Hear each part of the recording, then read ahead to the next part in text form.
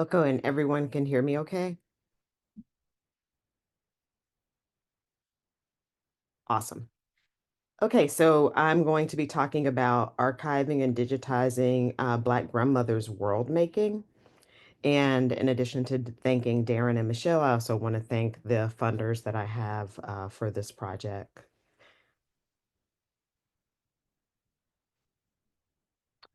There is a quote in Africa: whenever an old man dies, the library burns down. Malian writer, historian, and ethnologist Amadou Hampate Ba's quote underlies the importance of elders as keepers and purveyors of knowledge, culture, and wisdom as quote unquote libraries worth prioritizing and preserving. Black grandmothers' stories and cultural inheritances, which is a concept created by my collaborator for one of the archives, Trelani Michelle, is meant to capture Black grandmothers' material possessions, their cultural traditions, their rituals, and their languages have been integral to the matriarchal traditions and culture characterizing people of African descent. Yet, at key periods, African Americans have experienced threats to our collective ability to document, preserve, and pass down our libraries because of a lack of financial resources and technological support. As a result, not only are our stories lost, but also our self efficacy, sense of identity, and connection are also lost. Historian Tia Miles states, when African American things are lost, the stories once joined to them weaken, memories of the past fray, historical evidence shrinks, and intergenerational wisdom fades. There's a pretty rich body of knowledge documenting Black grandmothers' long history of what sociologist Madonna Harrington Myers calls intensive grandmothering. And that's essentially grandmothering that uh, characterized by the assumption of responsibilities and aspects of child rearing that are typically associated with parenting. And so, one of the things that Dr. Myers, sociology professor at Syracuse University, documents is the increasing intensive grandmothering. The intensification of grandmothering among more middle class grandparents, particularly white middle class grandparents, who are not raising their grandchildren, but who again are really playing sort of an outsized role compared to their sort of historic counterparts. And one of the things that I look at as someone who has written quite a bit about and studied a lot about Black grandmothers is that that idea of intensive grandmothering has been a much more normative experience for Black grandmothers historically. And in fact, one of the things that scholarship shows, my own included, is that Black women's experiences of grandmothering has deviated quite significantly from this idea of a traditional grandparenting role as defined by white experiences and expectations. So there's this big body of knowledge that documents that that's much more normative among Black grandmothers and that their experiences have looked different than white grandmothers.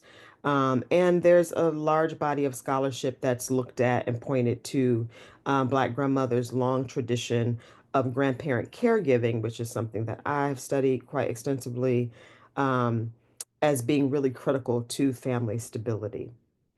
At the same time, compared to grandmothers from other racial and ethnic groups, Black grandmothers are more likely to be romanticized, pathologized, and caricaturized.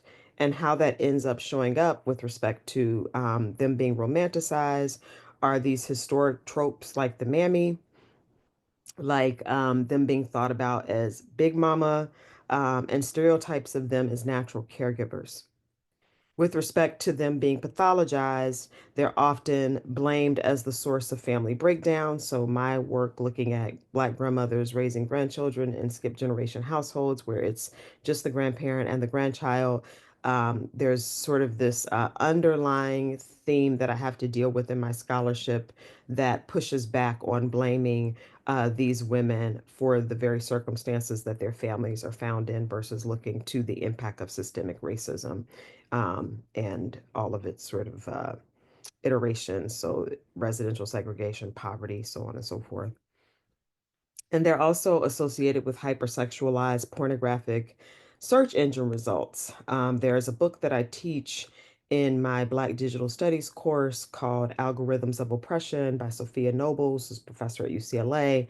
And one of the things that Dr. Noble talks about in her research is the pornification of Black girls and women. And one of the things that inspired this project for me, not the entirety of the inspiration, but one of the things that inspired it is demonstrating that this pornification of Black girls and women happens across the life course. So her work was inspired by doing a Google search to look for activities for some Black girls that were in her care at the time. And when she put in Black girls and activities or Black girls, she's porn came up, and that inspired her movement towards looking at these algorithms of oppression.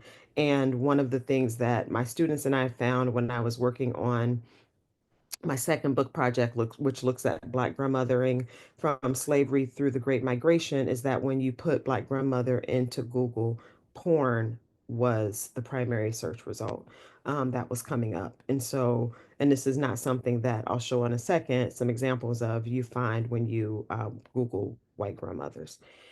And then sort of the movies that tend to caricaturize Black grandmothers, and largely these are movies where Black men are performing Black grandmothering in drag. And so, in addition to sort of Black grandmothers' roles being distinct and unique, they're also dealing with these additional layers of knowledge, or what we think about as knowledge, pertaining to them that doesn't really fit who they are. So here are some results that, and I started having students do this work. In courses that I teach, again, my Black Digital Studies course, sometimes in my African American Families course, where I'll just have students, because my algorithms are trained towards looking at grandmothering at this point, but I'll have them put in Black grandmother, white grandmother, Black grandmother movie, white grandmother movie. And when you put in, I think this particular one is Black grandmother and movie, um, you see here that porn is the primary search engine result. And whenever I show my students this, it kind of is jaw-dropping for many of them. By contrast, you put in white grandmother movie and you see an entirely different set of Google search results.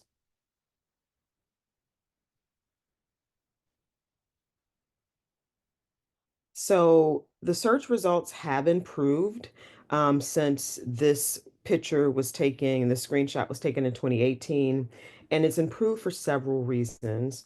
In 2014, Google was supposed to, quote unquote, ban the promotion of pornography sites on its ad network. You can see that was an edict from Google in 2014, and yet these search results are from 2018. One of the things that's also contributed to a change in this algorithm and this sort of search result response is in 2017, I created what I then called Real Black Grandmothers. And I came up with that name largely to demonstrate that I wanted to create a digital archive devoted to Black grandmothers that showed who they really were. Again, not these tropes that I just mentioned, not the stereotypes, not the romanticizing, pathologizing, caricaturizing, and so on, but a place where you could go to get a sense of who Black grandmothers really are didn't exist um, digitally, and I wanted to create that. And so I've since rebranded it the Black Grandmother Archive, which I'll talk about in a minute. But it was the first digital archive devoted to addressing the erasure and misrepresentation of Black grandmothers. The archive was pretty well received by the public, getting 2 to 3,000 unique monthly website visits. So my work now on Black grandmothers is at the top of Google search results, which I'm pretty happy about.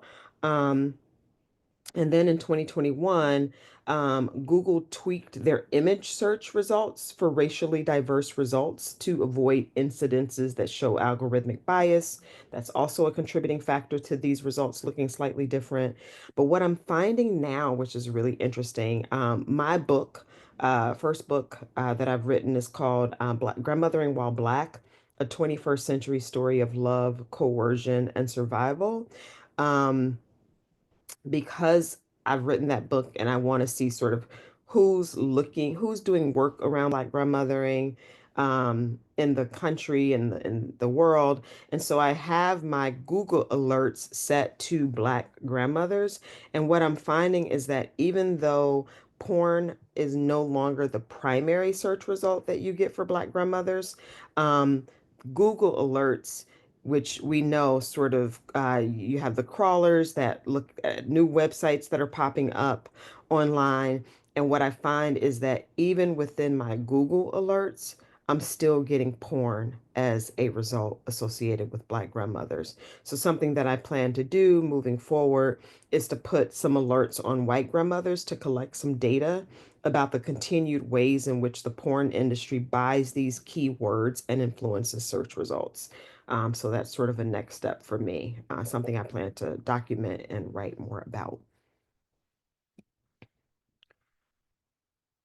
Black grandmothers experience multidimensional oppressions and rarely have a chance for self-representation. And what I mean by multidimensional oppressions is um, systemic racism, sexism, ageism, classism. So they're more likely to live in poverty and so on than their white counterparts. And again, don't have an opportunity for self-expression, self-representation.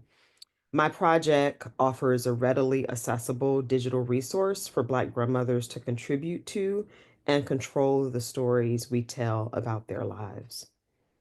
At a basic level, world making is about how people create and shape the world through social interactions and symbolic practices. My projects archive and digitize how Black grandmothers make and contribute to the world we live in. Specifically, I have two interrelated digital humanities projects, and I'm going to talk some about both today because it's hard to talk about one without talking about the other. The Black Grandmother Archive, which again is a rebranding of Real Black Grandmothers, and the Black Grandmother World Making Library. And they both have the same mission, which is to repair what we're taught about Black grandmothers, to reclaim their narratives and culture using firsthand accounts, and to preserve their legacies. And this brand that you see, or the image that you see on this slide, is the new branding for the Black Grandmother Archive, which I'm really excited about. And I'll also just say that this photograph that is used as part of the rebranding and the image is a photo that of my great grandmother who was on the first slide that I shared. So I grew up being incredibly lucky to grow up with both my grandmother and my great grandmother heavily, heavily involved in my life. And so this is my great grandmother, Ida Wells.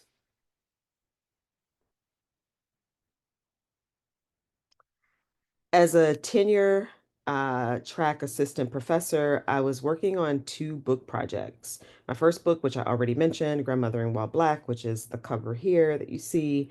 Um, and then my second book, which is tentatively titled, I'm Not Going to Always Be Here, Black Grandmothering from Slavery Through the Great Migration, is forthcoming.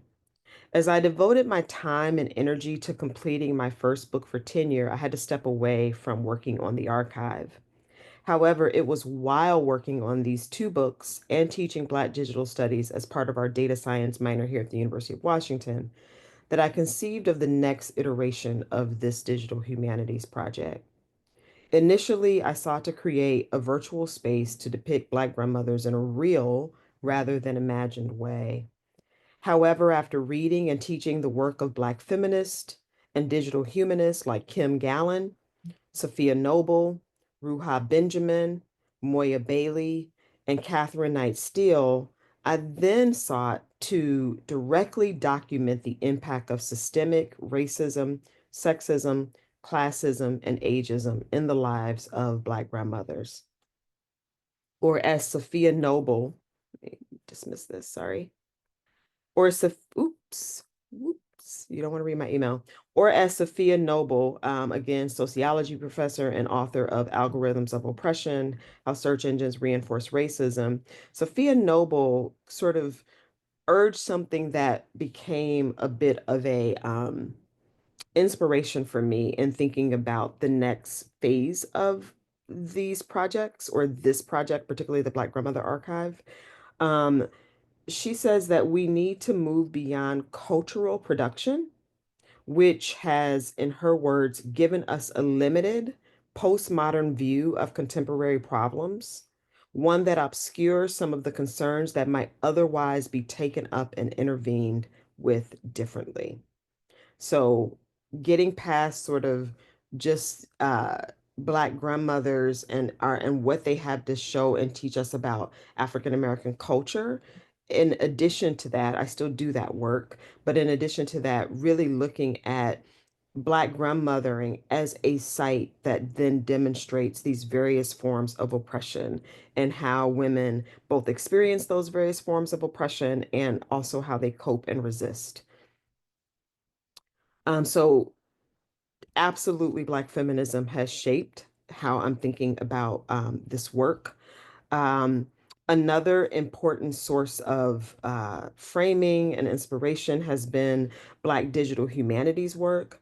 I deploy what sociology professor and creator of the Digital Humanities Project, Black the Black Press Research Collective, Kim Gallen, professor at Brown, whose work I greatly admire. I teach a great deal in my Black digital studies course.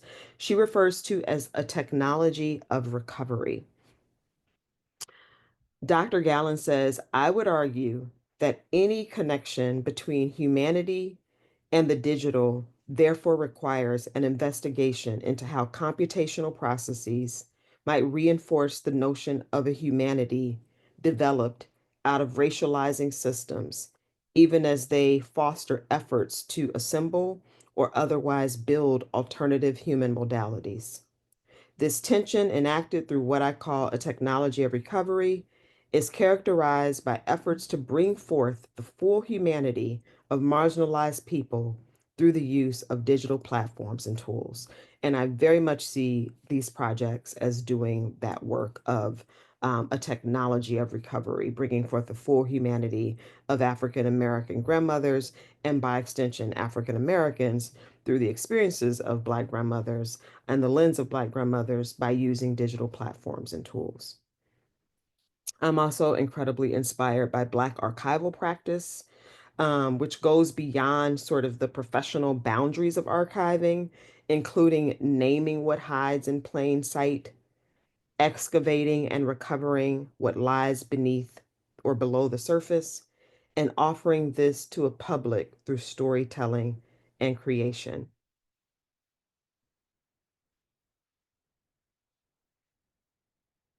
Sociology professor and creator of the Digital Humanities Project, Black Belt Brooklyn, mapping community building and social life during the urban crisis, Amaka Okachukwa, states through this process, a community may claim a history of survival and resistance to oppression and preserve and pass down this history as a means to fortify the collective, contributing to community persistence. And I have to say that given what is happening in the United States right now, with attacks on teaching and understanding Black history and the Black experience, gathering these stories feels more urgent now in my lifetime than I have experienced to date. I'm also situating my work in a larger conversation about living archives. The erasure, distortion, co-option, or forgetting about African American experiences is as old as our time in this country. As a result, we have a long history of building our own archives and collections to combat this erasure and misrepresentation. Living Archives provides a framework for both dealing with the past, but being concerned with the present and how it shapes our understanding of the past. Living archives can also facilitate the creation of counter narratives, challenging dominant historical narratives, and providing alternative perspectives, among other things. So, the Black Grandmother Archive. Again, a rebranding and reconfiguration of Real Black Grandmothers. The website is currently offline as I'm editing old content and adding new content to the new website. The archive does this work of reclamation and repair through four components. So far, I've gathered 113 testimonies or stories. These testimonies are part of the archive. Um, the testimonies part of the archive now takes up Sophia Noble's call to move beyond cultural production by focusing on the consequences of interlocking systems of oppression in the lives of Black grandmothers. So these categories were taken from analyzing these 113 stories, as well as from my own research, which focuses on the issues important to Black grandmothers. So before, the testimony section had things like education, resilience, joy. Um, what other topics was I gathering? Cultural traditions, and so on. And now the testimonies section of the website has the following categories: managing financial struggle, criminal justice system, gun violence, health disparities, caregiving, racism in place, and environmental racism. The wisdom part of the website focuses on how Black grandmothers cope and resist. The website also showcases Black grandmothers' cultural traditions and their impact on Black culture. I say that there's no aspect of Black culture that exists that Black grandmothers have not touched in some way. Um, there is, and I've gathered 86 pieces of Black culture that focus on grandmothers in some way, and that's everything from literature to visual arts to music and so on. It's been really fascinating to read plays and various forms of literature and a robust and varied genres of literature that really center Black grandmothers as a really big part of the story, which again speaks to how incredibly significant the role that Black grandmothers have played in the Black community and Black families. So I've got 86 pieces of culture, 45 pieces of wisdom, and one of the ways that I extract this wisdom is that grandmothers talk about their lives and the various things that they've experienced in their lives, or people, in the case of these 113 stories, talk about the things that their grandmothers taught them. And I pull the wisdom components out of that. I'm also adding a digital storytelling component. I'm actually in a workshop right now here at the University of Washington on digital storytelling. And so for this particular archive, I'm adding a podcasting component with the audios that I've already gathered. And then so eventually I'll move away from just like podcasts that deal with the audios, the interviews that I've done and that my research assistant has done, gathering these stories, to then having the podcasts deal with specific aspects of Black grandmothering, including those various categories that I mentioned to you. So it'll be basically weaving together stories from different grandmothers that speak to, for instance, their experiences of gun violence or their experiences of caregiving or their experiences of racism in place or environmental racism. And this is just some screenshots. Again, the archive is offline, but this is a screenshot of the revamp of the website. And so you see here, I have the testimonies from different folks sharing their stories as grandmothers, in the case of Pat Munson and Keisha Wells, or of their grandmothers in the case of Sierra Payton. I have a little bit of a blurb about what the Black Grandmother Archive is about. the core values, which again, I mentioned earlier, to repair, to reclaim, and to preserve. And then, very importantly, here, one of the things, and I'll talk more about this a little bit later, that I'm really hoping to do with both of these projects is to have them be much more community driven than driven from me. And I know that that takes time, but having a really big part of the website and for each page, places where people can submit their own stories.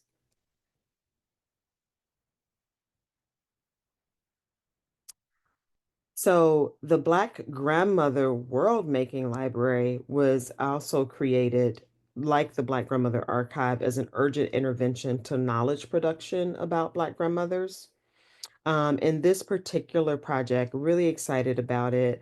I saw a call for the ACLS Digital Justice Grant and knew that I wanted to apply. I knew that I wanted to come back to these projects and or in my case the Black Grandmother Archive, and I thought about someone who we interviewed about her grandmother, as someone who might be interested in collaborating with me, and it's Trelani Michelle, who's a collaborator for this particular project. So I reached out to Trelani and I was like, hey, I know that you run a nonprofit in Savannah, Georgia called Crack Teat, which is uh, one of the main things about that project is gathering the stories of Gullah Geechee elders and Gullah Geechee community. I think I've got a slide here. It is this area along the border of North Carolina, South Carolina, and Georgia and Florida. And the Gullah Geechee community is the subset of the African American population that has the most recent ties to the African continent. And so, um, even after slavery ended, even after slavery ended, they were still shipping slaves into, or Africans into this part of the country. Um, and so, in addition to them coming into the United States later in the history of the transatlantic slave trade, they also were incredibly isolated. And so, because of that isolation and that recency, they were able to retain more aspects of African culture than African Americans who had been in the country longer. And so this is the map of the Gullah Geechee corridor. And so what Trelawney was doing or has done in this community is gather the stories of Gullah Geechee elders. And so I reached out and I was just like, hey, um, I'm really interested in continuing to do this work, and I'm wondering if there's some aspect of your work that could fit nicely with not just focusing on Gullah Geechee elders, but Gullah Geechee grandmothers. And she was like, in fact, there is. I'm actually really interested in gathering, documenting the cultural inheritances of these grandmothers. And again, by cultural inheritances, we mean material possessions, cultural traditions, rituals, and so on. And so I was like, great. I want to gather the oral histories. You want to gather the cultural traditions or document the cultural traditions. And so that's where the Black Grandmother World Making Library, evolved out of those conversations. Um, and so this is a collaborative, community-based model for gathering, archiving, and digitizing distinct aspects of our quote-unquote libraries. Again, being inspired by um, Hampate Ba's quote about when a library burns or when an elder dies, a library burns, beginning with their stories and cultural inheritances. And one of the things that I saw that was common among my experience here in Seattle, Washington, and Trelawney Michelle's experience in the Gullah Geechee corridor is that both communities have experienced mass displacement. Both the historical Black community here in Seattle, which is called the Central District, and the Gullah Geechee corridor. And Black community has experienced mass displacement for similar and distinct reasons. So in the Seattle Central District, it's largely been driven by gentrification. So in 1960s, 80 to 90% of the population of the Central District was Black. Currently, only 10% of the Central District in Seattle is Black. That's a significant loss of population, but also a loss of community institutions, um, of meeting places, of culture, and so on. And so it's been such an impact in with respect to the African American community here in Seattle. And in the Gullah Geechee corridor, um, African Americans are experiencing displacement because of gentrification, but also because of climate crisis. You saw that where it's located along the border. And so some of the erosion that is beginning to be experienced, not beginning, but continuing to be experienced by people living in coastal communities is very much happening along the Gullah Geechee corridor. So this particular image that you see on the slide, I'm really excited about. Um, so we applied for and received the ACLS Digital Justice Grant. I applied for and received a couple of other internal grants here at the University of Washington, and waiting to hear back about another grant that I applied for this fall. And so, or no, actually this winter. And so last summer, I was accepted into our data science minor here at the University of Washington had what's called the Humanities Data Science Summer Institute, along with the Simpson Center for Humanities. They have a digital humanities fellowship. So I was in both of those programs last summer, got to work with a group of students. And one of the things that we decided to do was to create some data visualizations to demonstrate this displacement, this mass displacement, and the impact of this mass displacement. So, this particular data visualization I've been working on with a group of students, and it has been, it's meant to document the historic and contemporary presence of Black businesses in the Central District. We looked through 15 plus old newspapers and articles to collect information on historic and contemporary Black businesses, churches, community-based organizations, senior and child care centers, schools, and community centers. I'll say to you that I reached out to the Black Heritage Society here in Washington State, which is amazing. And I told them about what my students and I were working on to create these data visualizations of the existence of African Americans in Seattle, since the population is has decreased significantly. And the executive director got back to me and shared with me a book by a woman, Jacqueline Lawson, called Let's Take a Walk, a tour of Seattle's central area as it was then, 1920s to the 1940s. And I'll just tell you that when I got this book and opened it, it made me so emotional. It made me very present to why archiving and preserving the existence of a people, particularly when I think about the African American experience, is so important. Jacqueline Lawson wrote this book in the 1970s. In it, she identifies and describes the businesses that were vital to the Black community as a necessity and were the early lift to Black entrepreneurship. The Seattle Public Library digitized the book and made it available. And it just made me so emotional holding that or holding my iPad, which I'm looking at now, and looking at this book. And I was just like so thankful that somebody took the time to gather the existence of those Black businesses, because otherwise, so many of us wouldn't know that they existed. And it feels really amazing for my students and I to then take this sort of book and bring it into the 21st century and to create this data visualization using Google Maps. And so the uh, red icons on the map are businesses that existed that no longer exist and so are now closed. Um, and the green ones are ones that are still open. The yellow ones are ones that closed and had to relocate to a different place and have since reopened. And so this is a earlier screenshot of that project, and we've almost finished it. The students are presenting on it at the undergrad research symposium soon, and it's just a really neat project. One of the things that was really great about participating in those two different workshops, or yeah, workshops over the summer, was that we got feedback to not rely on uh, a type of software or technology to hold this information. And so, yes, we mapped these businesses onto Google Maps. If you click on any of those links, you can see, if we have it available, a picture of the business and read about the history or origin of the business.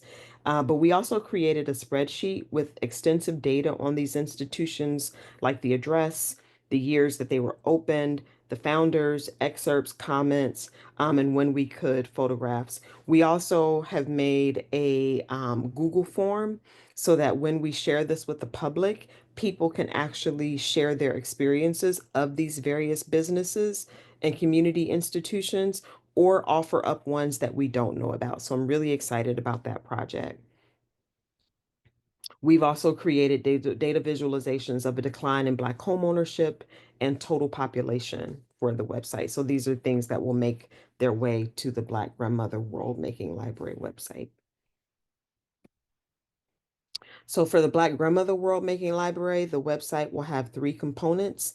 It'll have the oral history interviews. Currently, we're gathering oral history interviews with 30 grandmothers in the Seattle area.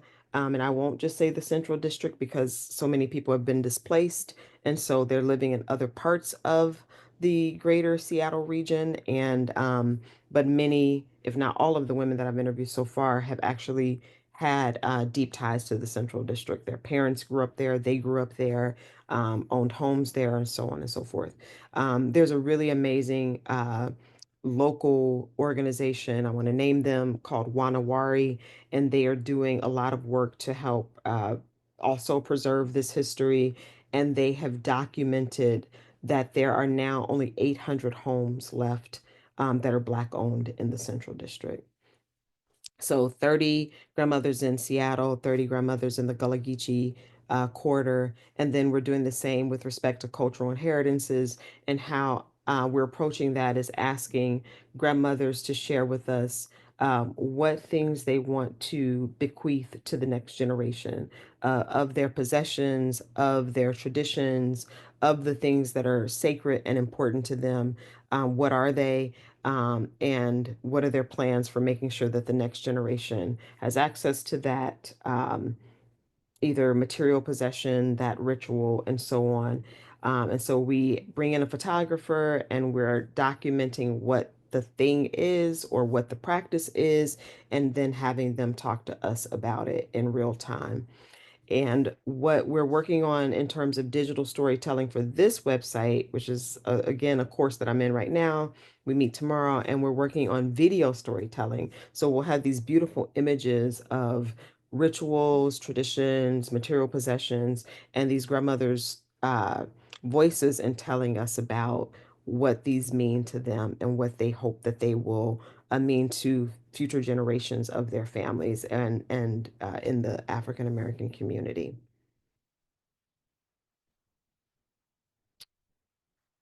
So I decided for the Black Grandmother Archive to use WordPress. I liked the features and functions.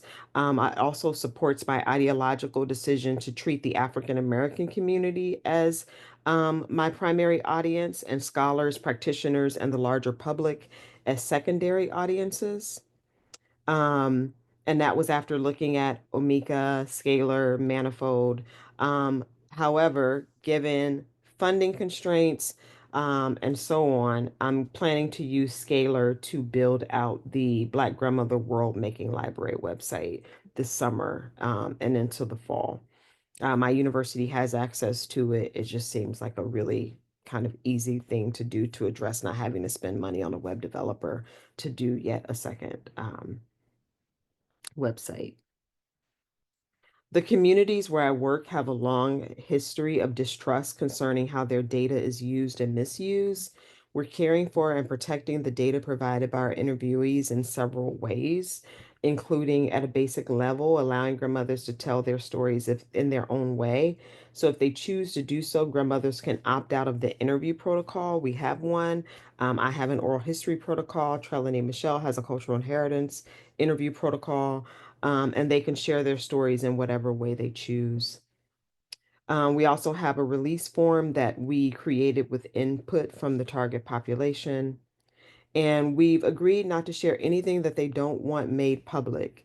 And so we've made it plain in the release form that at any time they can choose to have their data removed from the project. Um, and they will also get the interview transcript to omit anything that they don't want made public. Also, with respect to data protection beyond us, something that's incredibly important to me. I'm using my affiliation with the University of Washington Center for Studies in Demography and Ecology to store data related to the project on their secure server.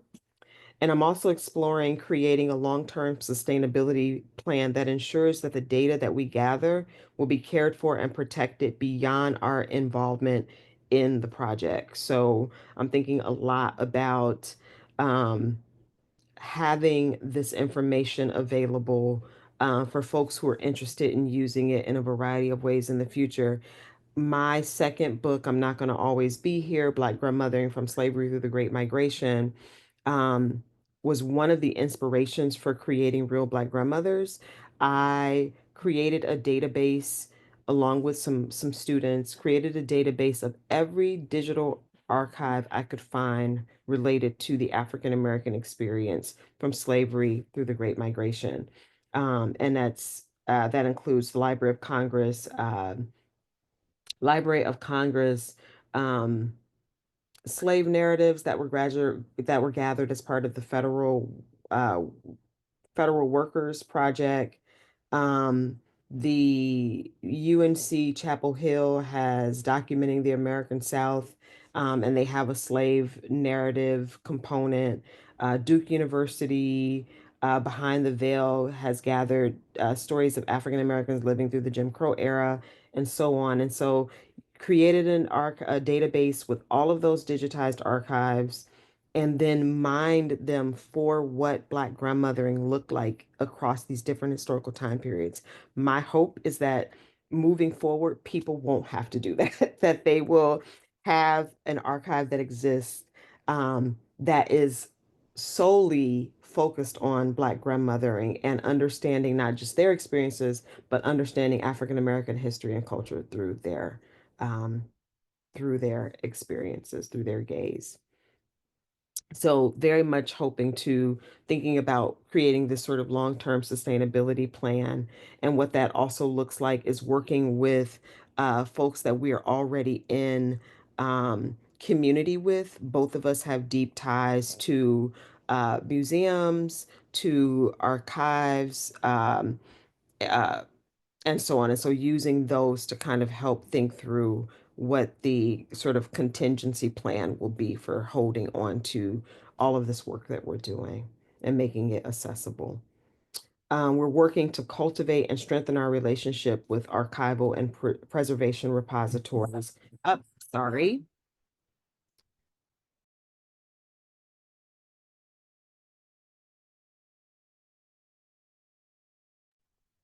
So now you know I have a dog.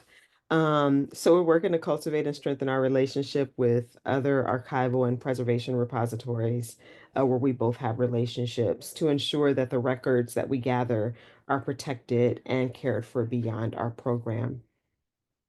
With respect to sustainability, I've transferred the website domains to a UW server to get ongoing website and project support. UW has an amazing open scholarship commons program and a humanities data lab, which both provide digital research support. We also have an account with Reclaim Hosting, and so I transferred both of these domains from a private server to one that is supported by my institution. I've again shared that I've applied for local funding to work on my long-term sustainability goals, among others. And, one of the things that we are talking a lot about around digital humanities projects is getting funding um, for maintaining projects, not just starting them. And so I've been very much looking for more support around maintaining the project and not just getting particularly the second one off the ground. And then lastly, devising and implementing strategies to aid in the program becoming not only community based, but also community driven, with the community gathering stories and documenting their cultural inheritances, and us supporting their efforts by preparing and featuring them on our websites. Else, um, So one of the ways that we are also doing this is working with my website developer to ensure that users can share their stories and photos in a variety of formats and using different types of devices and creating and teaching community workshops, creating and disseminating informational videos about the importance of storytelling, preservation, and cultural inheritances in our communities, and developing new connections and maintaining existing relationships with our community partners um, that may be interested in linking their work with ours, expanding the breadth and depth of the Black Grandmother World Making Library.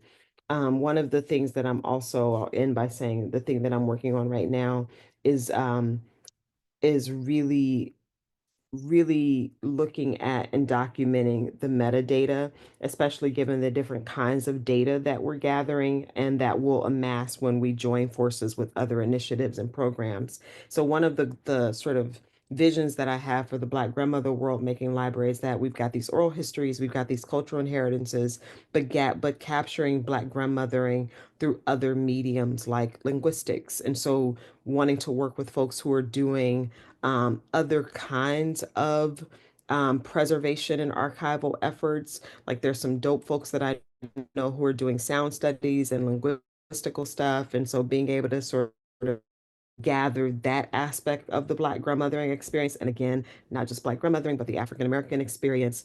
And so again, expanding it out to have it be multiple initiatives that are feeding into one umbrella project called the Black Grandmother World Making Library.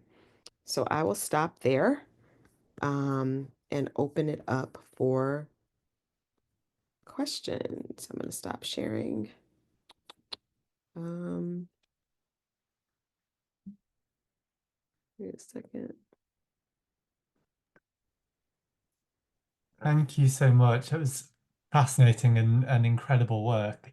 Um, I can see there's lots of stuff in the chat. If anyone does have any specific questions, do feel free to pop them in the chat. I've also set it so that folks can raise their hand and unmute themselves if they have a question.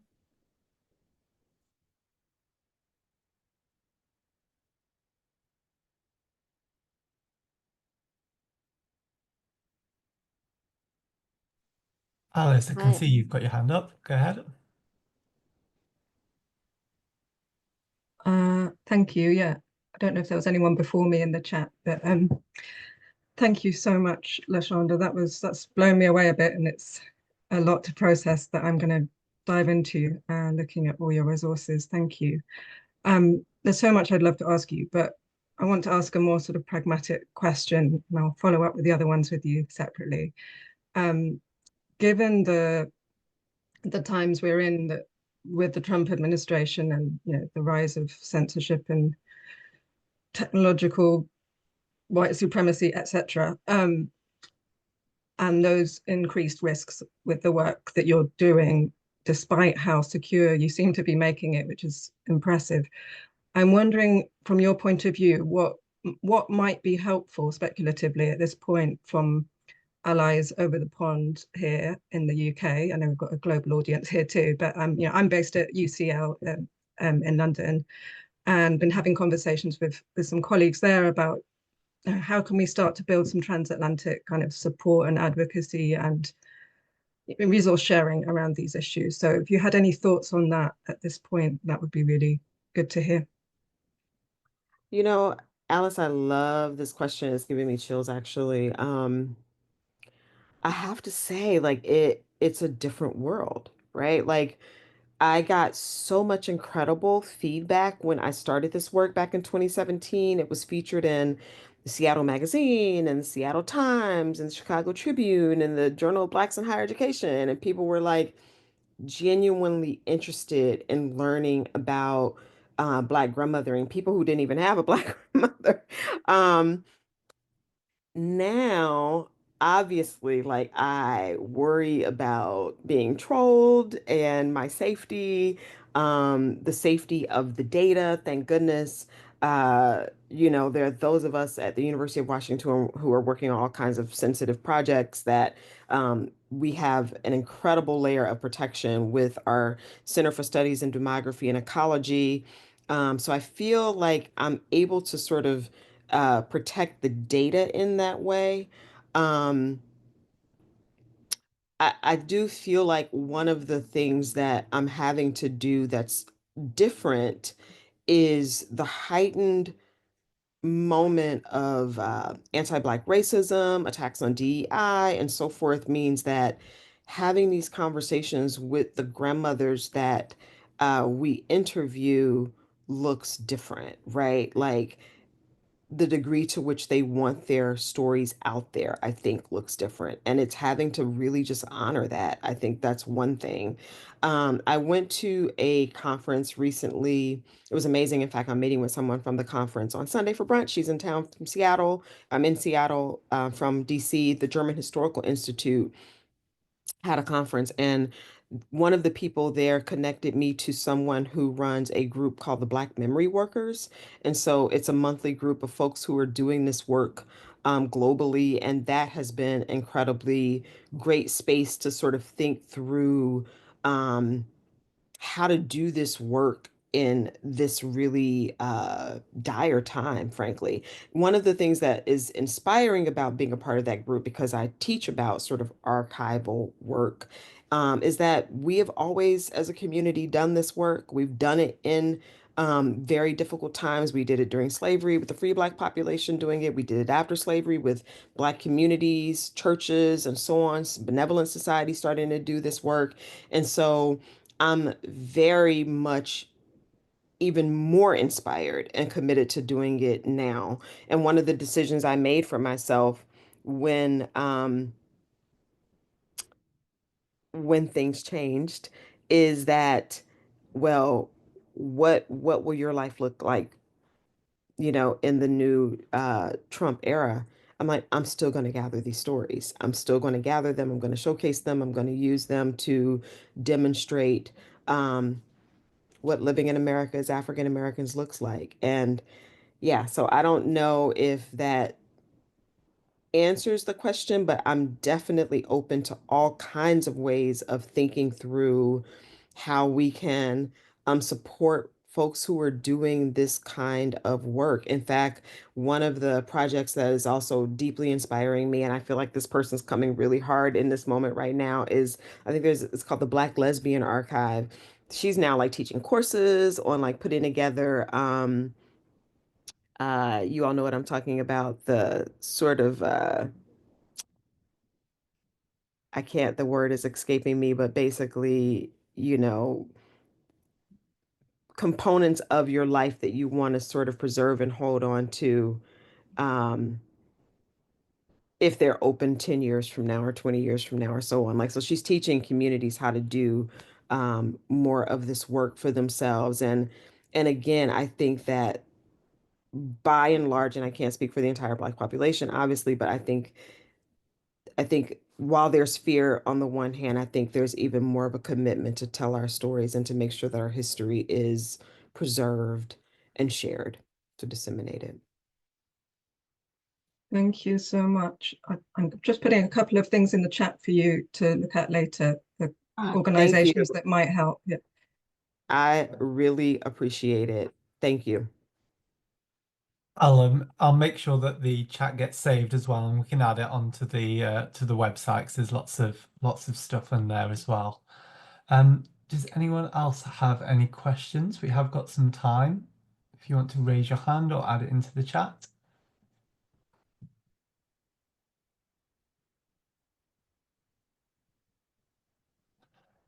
Yes, I can see Nancy, you've got your hand raised. Go ahead. Hi, thank you so much for that talk. That was really wonderful. I'm feeling incredibly inspired and motivated to do something that will connect people together. There was a great talk yesterday about the way that uh, living libraries and human libraries don't really work. And I'm noticing how this community-led aspect really has so much to speak for here. And I'm really looking forward to in my own practice come up with ways of getting those experiences shared and to do it in a respectful and community-led way. So thank you very much. No, Nancy, thank you. And I'll say, being at the German Historical Institute back in March, and seeing all these folks who were doing these living archival projects, there was a group there that is documenting the Ukrainian war, and OMG, it was one of the most inspiring projects I've ever seen.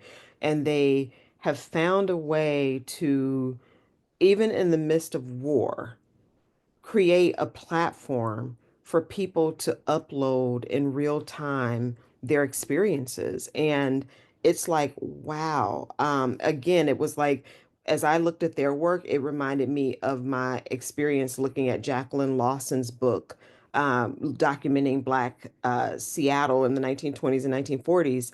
It's like, thank goodness for the people who are doing that work. Um, Otherwise, who are you going to learn about those experiences from? And and and we all know that recall is is challenging, and so to get information about any number of experiences in real time is just, it's quite invaluable. Thank you. Thank you. Okay, we might have time for one last quick question if anyone has one.